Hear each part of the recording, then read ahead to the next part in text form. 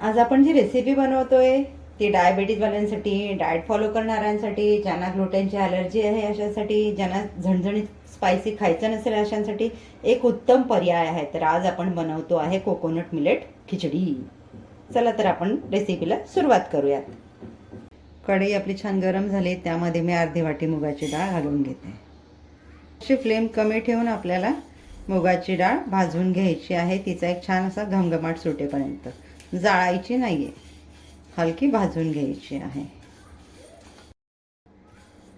डाळ आपली छान भाजून झालेली आहे, तिचा छान घमघमाट सुटलेला आहे. या स्टेजला आपण गॅस घालवून देऊया आणि एका भांड्यामध्ये डाळीला काढून घेऊया.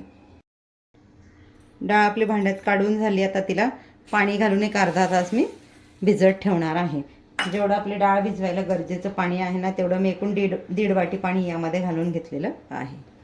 अर्धा तास आपण आता हिला बाजूला झाकून ठेवूया. भगर मी एक 5 ते 6 तास भिजवून ठेवलेली आणि मुगाची डाळही आपण अर्धा तास भिजवून घेतलेली. तर आपण भगरमधलं पाणी निथळून घेतो आहे, म्हणजे हेच पाणी आपल्याला खिचडी बनवताना वापरता येईल.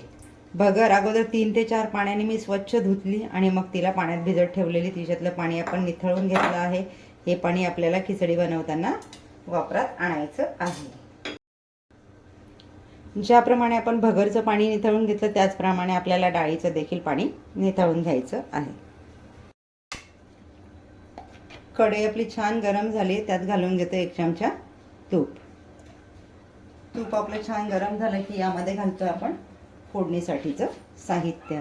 इथे तुपाचं प्रमाण तुम्ही तुमच्या आवडीने कमी जास्त करू शकता. तूप आपलं छान मेल्ट झालंय, यात घालते फोडणीसाठी अर्धा चमचा जिरं,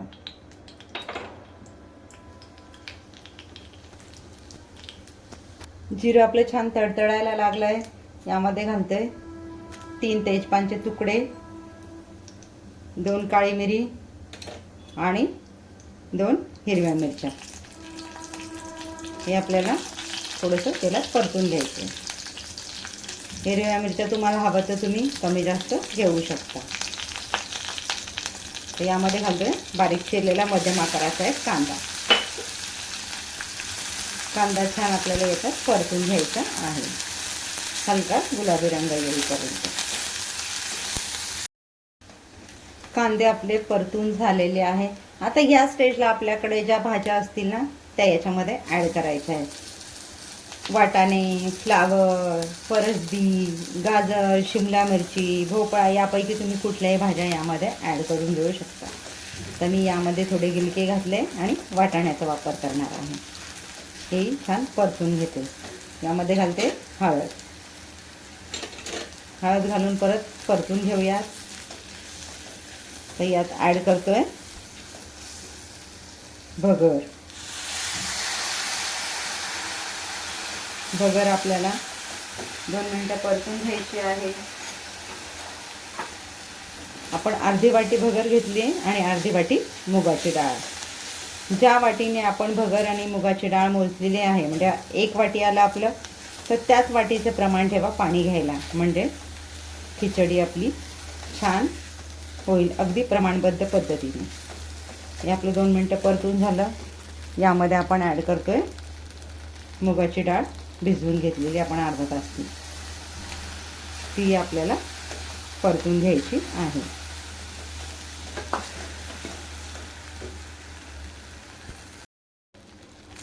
आज आपण बनवतोय भगरीची खिचडी. तिला समा चावल देखील म्हटलं जातं भगरीला.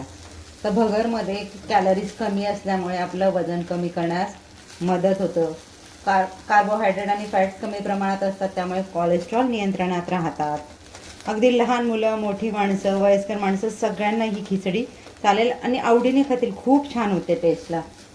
तसंच फायबरचं प्रमाण बऱ्यापैकी असल्यामुळे आपली पचनसंस्था सुधारते, पोट भरल्यासारखं राहतं, लवकर भूक लागत नाही. कॅल्शियमचं प्रमाण असल्यामुळे हाडं मजबूत होतात. ज्यांना ग्लुटेनची ॲलर्जी आहे, सिलियाक डिसीजचा प्रॉब्लेम आहे, त्यांच्यासाठी हा उत्तम पर्याय आहे भगरीची खिचडी. ज्या वाटीचं प्रमाण घेऊन मी 1 वाटी भगर आणि डाळ घेतली, त्याच वाटीचं प्रमाण घेऊन मी 4 वाटी पाणी घेतलेलं आहे. आता आपण ते 4 वाटी पाणी भगरमध्ये घालून घेणार आहोत. एका वाटीसाठी आपण 4 वाटी हे पाण्याचं प्रमाण ठेवलेलं आहे. इथे थोडं पाण्याचं प्रमाण कमी जास्त होऊ शकतं. तर हे छान मिक्स करून घेऊयात. आपलं पाणी घालून झालं. एक बॉईल येईपर्यंत आपल्याला यावर झाकण ठेवून द्यायचं आहे.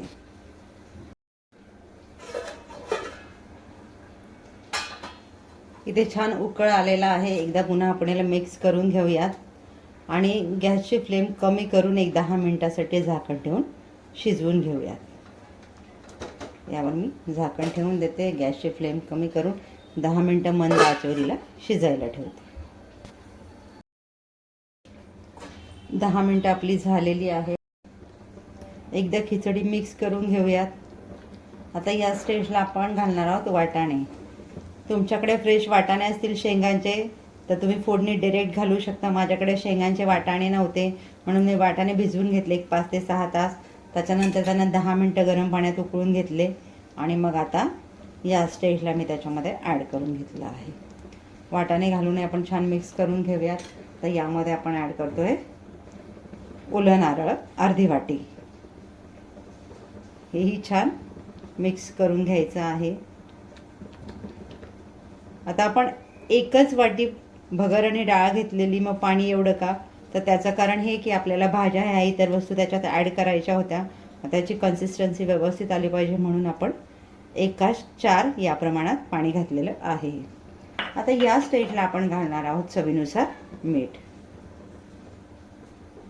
हे आपण एकदा छान मिक्स करून घेऊया. पुन्हा 1-2 मिनिटासाठी यावर झाकण ठेवून देऊयात. इथे आपण तयार करून घेतोय खिचडीसाठीचा तडका. तुम्ही तेल तूप काहीही घेऊ शकता. मी अर्धा चमचा तूप घेतलं. यामध्ये घालते कढीपत्ता,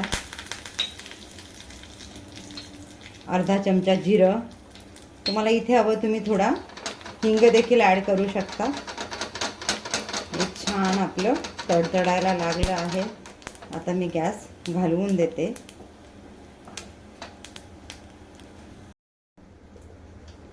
खिचडी आपली झालेली आहे.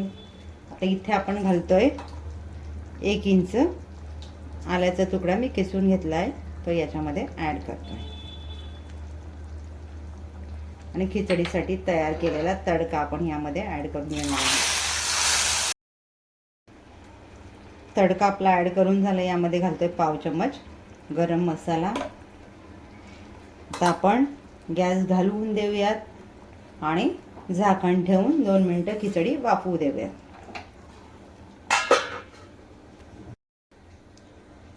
तयार झाली आपली खिचडी.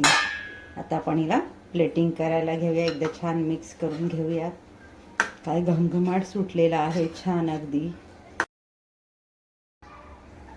तयार झाली आपली कोकोनट मिलेट खिचडी. आपण आता छान प्लेटिंग करून घेऊया. गार्निशिंगला मी थोडी कोथिंबीर ठेवून घेतली. थोडी जिरे पावडर घालून घेते. तुम्हाला नसेल घालायची नका घालू. यावर छान साजूक तुपाची धार. आपल्या खिचडीला टेक्स्चर अगदी क्रीमी आला आहे. मला तर बघून खाण्याची क्रेविंग होते. तुम्हीही बनवा. एकदा बनवली की पुन्हा पुन्हा बनवाल. टेस्टला इतकी छान लागते. भेटूयात पुन्हा एका नवीन व्हिडिओमध्ये नवीन रेसिपीसह. थँक्यू.